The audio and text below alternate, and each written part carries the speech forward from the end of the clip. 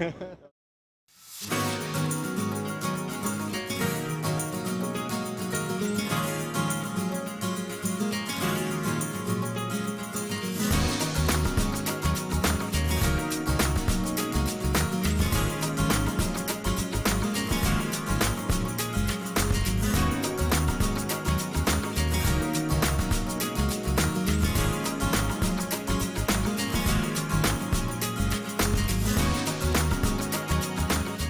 who are you? Hi, I'm Tim O'Reilly. I'm the founder and CEO of O'Reilly Media. And you're actually the guy responsible for my show. Oh, really? Why is that? Well, you invited me to the first 2 food camps, and then you didn't invite me again. And I said, damn it, I'm going to get back at Tim, and I'm going to have a food camp every day of my life. And it's been pretty much that kind of ride all the way along. Awesome. Well, that's good. So we always meet up during downturns. What's up with that? I don't know. Good question. I mean, downturns happen, so it could just be a coincidence. Yeah. How is O'Reilly Media coming through that? And what do you see? I guess I have a couple of things that I think about the downturn. One, I started warning about this, 6-7 months ago. If you think back on my talk at eTech, it was really around this idea of sort of hackers working on hard problems as opposed to working to make money. I started to see that emerge. I developed that more at Web 2.0 Expo in New York, really hammering on sort of work on stuff that matters as a theme. Because I think a lot of what's really been coming to me is independent of the financial downturn. There's a lot of tough things coming our way. I've really gotten, my son-in-law is deep into alternative energy. It's got me thinking a lot about global warming, but also things like peak oil. You realize, oh my gosh, we are living in an unsustainable culture, and we're going to get hit by one thing or another. And increasingly, I feel like the talent of our entrepreneurial community needs to be turned towards solving the world's great problems as opposed to delivering yet another consumer experience. Yeah. That's not to say that consumer stuff, can't be fun and wonderful and maybe even help, drive big important things forward because they bring down the cost of technology and the like. But, we really do have to get serious. Yeah. But one thing everybody asks when I say I'm coming to meet you is, what's the next web? Because you're famous for predicting the Web 2.0. Yeah. And I guess you were on NPR. I'm certain they asked you the same thing. What's next? They didn't really, but I do. Well, I guess a little bit. But I think the biggest change that's happening is, first of all, every technology wave shades into the next wave. It's not like one is over and then the next one comes. And so in some ways, what I called Web 2.0 was really this move to the internet as platform. And part of that meant was power shifted away from the personal computer and all the rules of business on that to the network. And now we're moving to the next phase of what you could call Web 2.0 still, but it really involves much more of the mobile world. But so much of the Web 2.0 idea, which was that power is going to vast databases created by peer production, is central to what's happening. So when you look at a really cool app like Google mobile app, it's not a local app on the phone. No. It's like, oh my gosh, you pick up the phone and put it to your ear and go, wow, some really cool local things happening. The accelerometer and the proximity sensor noticing that you're there and automatically going into speech recognition mode. Oh my gosh, the microphone is a sensor too. But then what's it doing? It's sending up to the database in the cloud, which Google built initially through Google 411 of all these people who were talking in different accents and so on. And then it's coordinated with Google's other search databases, so they can say, it's just so amazing. I pick it up and I simply say the word pizza, and what does it give me? It gives me, Mary's Pizza, Mambo's Pizza, and Slice of Life, 3 pizza places in Sebastopol. That's magical, and you think there's a location database, there's a speech database, and there's this sort of search database which sort of ties it all together, all driven by this mobile app. And so in some ways it's mobile as the fulfillment of this idea of data as the next generation of apps. But now mobile is where those are being expressed, or the stuff you're doing with video, where video is the camera being turned into a mobile sensor in some ways. And there's just amazing apps being built. How do you deal with that algorithmically? I don't know if you saw that absolutely fantastic thing that they demoed at Max, you know, yeah. where, I forget what it's called, but where they literally built artificial worlds out of a series of photos. Not photosynth was cool enough building 3D models, but oh my gosh, you know, you're going through a virtual world, and then you realize, oh, it's all just triggered by the cover of Abbey Road and a set of algorithmically connected photos. Awesome stuff, but all big data, you know. So I guess big data is still one of the things that really matters. So that's one. The other thing that I guess I see, just in terms of bubbling up, and again, one of the core things that we think about at O'Reilly is this role that people that I've sometimes called alpha geeks, but just hackers, you know, we also call them, people who do technology for fun, not for profit, who are just exploring the potential of, you know, Wallace Stevens says, searching the possible for its possibleness. They're totally engaged with the physical world in some new ways. You know, so the idea of sensors, yes, that's part of this mobile world, but it's also part of a whole lot of other worlds, like robotics. Yeah. You know, and it also then bleeds over into health, for example. You know, just reading about somebody just developed a new DNA sensor that's sort of implantable to watch stuff happening in, you know, in vitro. In vivo in the cell, you know, or you know, and then that bleeds over to things that people are doing with body modification. You know, actually, you know, how do you, seeing jack in. How do you jack? Yeah, so all this stuff is sort of bubbling up. You know, all the stuff that's happening with Make Magazine around people hacking on stuff. Yeah. So when we look at our, you know, we have kind of an internal list of themes that we're covering, and one of the big buckets we're using is smart stuff. Yeah. Another one is, you know, big data. Another one is, you know, obviously sort of the green, clean tech, climate change vector. There's a whole lot of stuff happening in life sciences. Synthetic biology is just mind-blowing stuff, and I think it's going to happen faster than a lot of people expect. You just nailed in the last 20 seconds why I liked Food Camp, because you walked around and there were the two guys who started Google, and there's a great brain scientist or brain researcher doing some weird stuff, and then there's a robotics guy over here, and there's a guy over here hacking, you know, Eclipse and doing something weird on his computer screen. I mean, how did you start? Where did the idea of Food Camp come from? Well, you know, it was really just I mean, the immediate idea was something of a joke. I mean, it was, first of all, back to your question about downturns, it was a direct result of the last downturn. And you have this beautiful headquarters here. We moved into this beautiful building in fall of 2001 and laid off 20% of our staff the next day. You know, it was one of those things. And so we had a lot of empty space, because you move in, you know, expecting to grow anyway. So we moved in 3/4 full, and all of a sudden we were half full. You know? And so we were thinking of things to do. And, you know, somewhere along the line, Sarah Wing, who, you know, runs Food Camp and some related activities, talked to the city of Sebastopol, and we kicked around this idea of doing some kind of workshops or seminars, and they said, oh yeah, we'd give you a permit for that.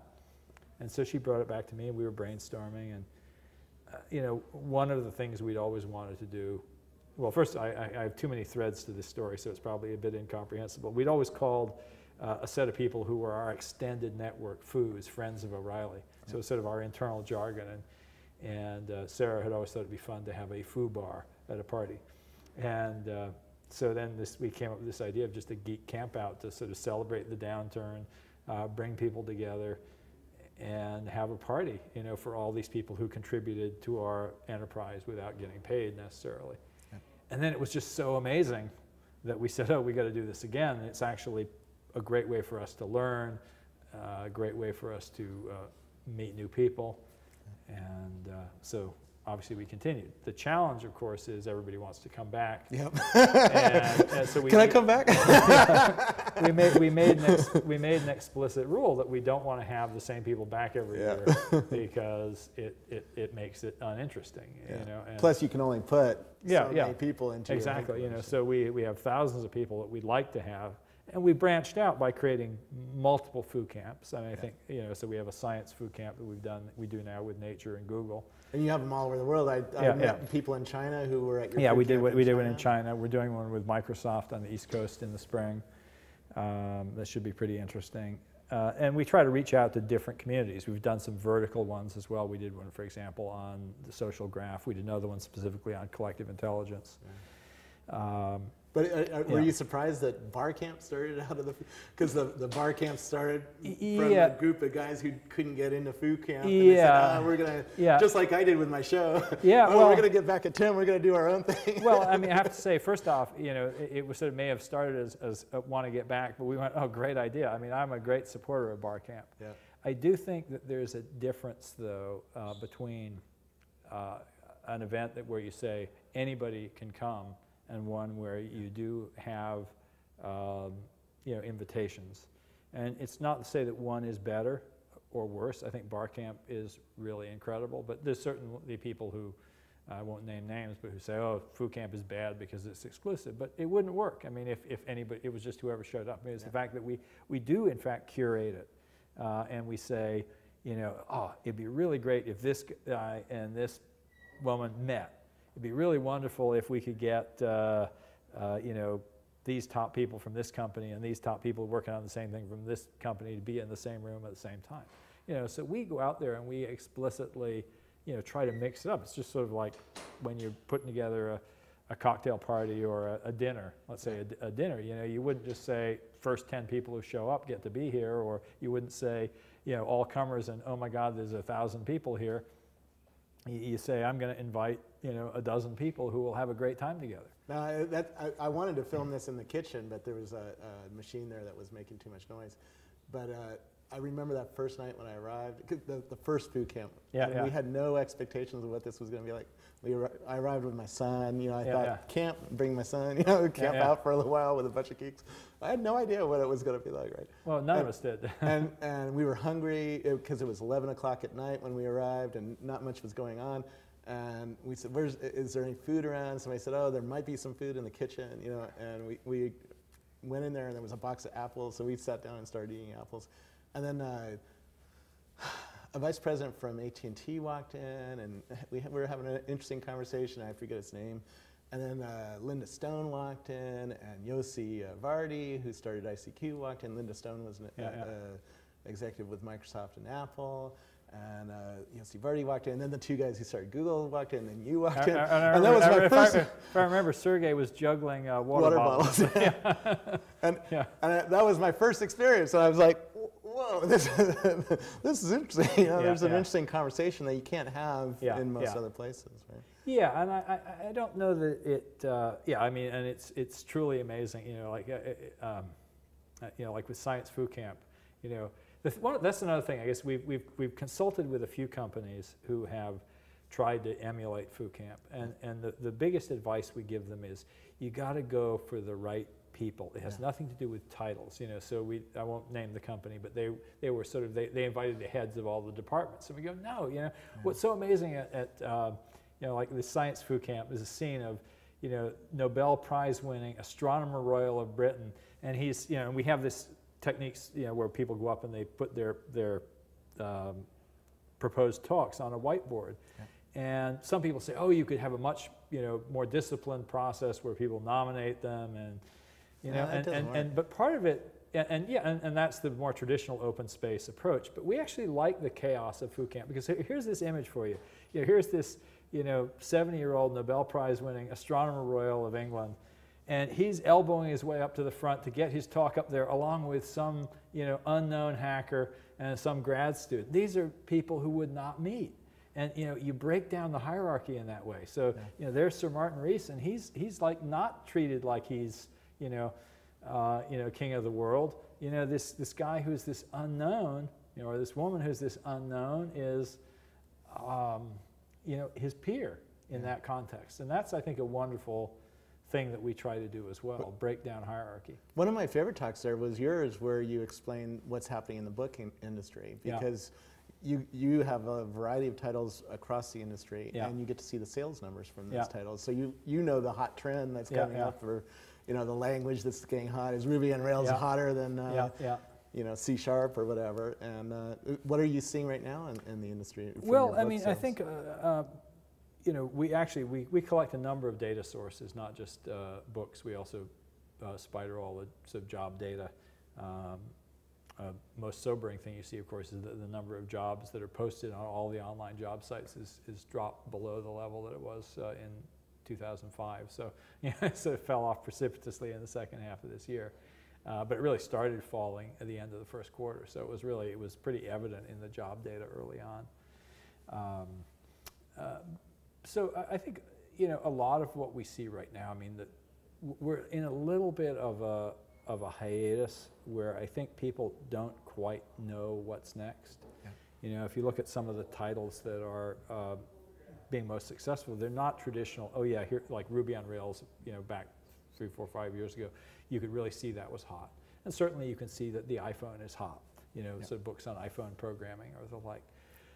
But surprise sleepers, you know, a book like we did last year, Programming Collective Intelligence, which is really about machine learning algorithms, you know, one of the top books of the year. And then other things we're been a bit surprised by in the book data. You know, we have a book, for example, on Amazon Web Services, and it's been surprisingly weak, you know, given the amount of attention on Amazon Web Services. But then you realize, oh, that's an artifact. You know, it turns out that Barnes & Noble and Borders won't carry a book about Amazon. So the only place you can buy it is on Amazon, and that, of course, depresses the sales. And it shows, you know, part of what bookstores do in the ecosystem is they do create additional surface area where people can encounter a product. And I do think that's something of a risk that we're seeing right now with the consolidation of, you know, of retail marketplaces.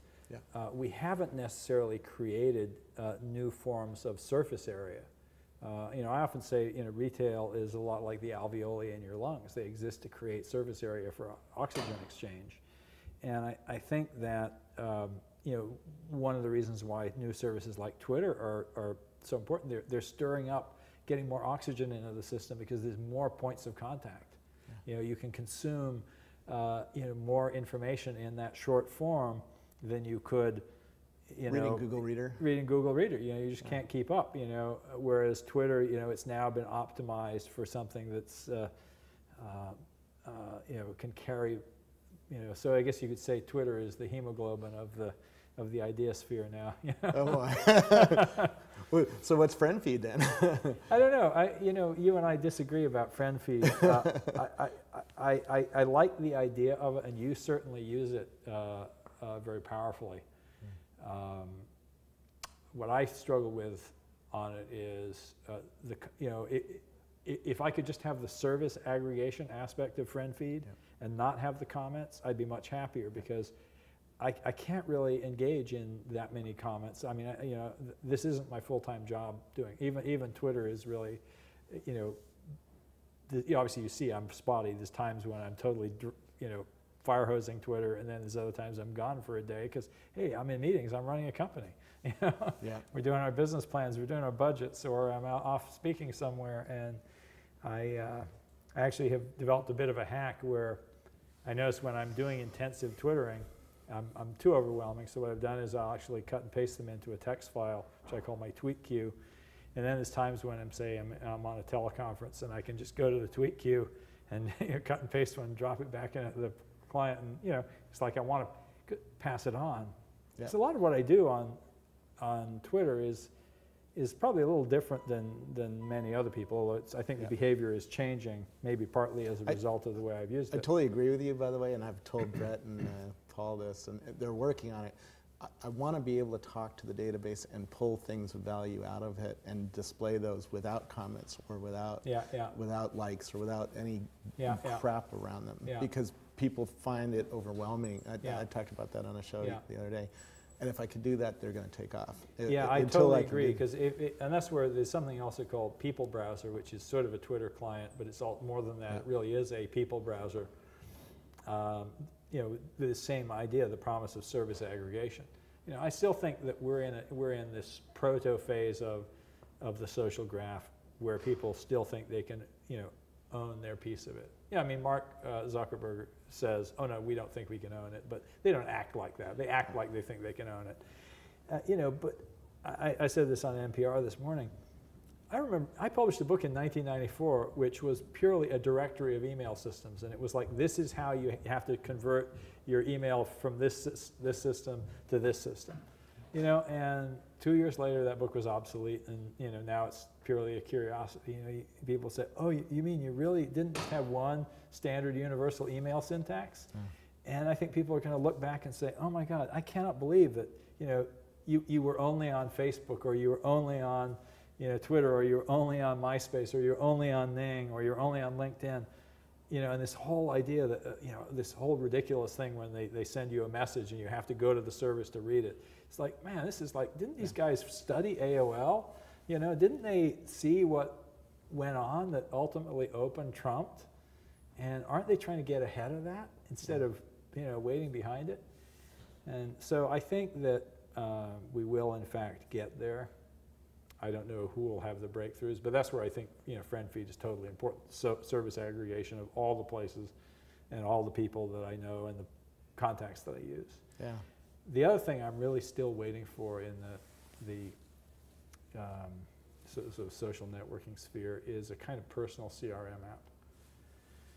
You know, it seems to me that the wonderful innovation of social networking People sites. Browser gets close to that. Yeah, it does. It does. And as I've talked a lot with Jody about that. That's why I'm interested in People Browser. You know, I want, and some of he's put in features, you know, really for me. Yep, in that direction. Too. Yeah. But you know, the wonderful innovation of social networking as compared to CRM is that people maintain their own profile. Yeah. And you know, versus if you look at, oh my God, this incredible waste in a traditional CRM system where you have, you know, thousands or millions of people maintaining data about other people, which is often inaccurate and out of date. You know, so all you need are the pointers. You know, you need a pointer to this is the person and this is the information. But then you do need what CRM provides, which is, you know, annotation of your relationship with this person, when you met them, what you talked about, your private, you know, judgments. You want to be able maybe to share that within your organization. You know, so we're looking at FoodCamp, and it's ridiculous that the tools that are so primitive that we have to go through. I can't even query my address book about something like, you know, who are the people who I invited, you know, who I've added to my address book since last year. Yeah. You know, somebody's got to come along and reinvent that, you know, and make a personal CRM console that first of all remembers our real contacts, you know, takes in our email, takes in our phone logs, and says, okay, here's your real social network, and takes in your calendar and says, oh, you met with this person on such and such a date, and then ties that out to sort of a social graph. I wrote about this on commenting today. You know, Gary Shapiro, who runs CES, showed up in my comment stream, and there was 50 comments. Showed up, you know, number 39 or whatever. I know who he is, but most people who read my blog have no clue who Gary Shapiro is unless they're in the CE space, right? But here's the guy who runs the biggest trade show in the United States, and he shows up in my comment, and there's nothing to say. This guy is actually worth listening to on this topic. You know? No, that's a really lot more worth listening to than I am, and I wrote the damn blog post he's coming on. That's a really, really good point, because you don't, you know, knowing who's important really matters, and other people, and I made this point, and other people are like, no, we don't. We want it flat. That's what's neat about commenting is it upends. You know, it lets a newbie come in and have the same. I think that's true, but you want both. I mean, you know, you want it to be flat. You know, it's not like you don't want to say, wow, you know, everybody look at this guy, but you want to be able to, for example, be able to note that and detect that and say, wow, this is a person of interest to me. You know, because I cover this kind of stuff, and wow, he's a really valuable contact.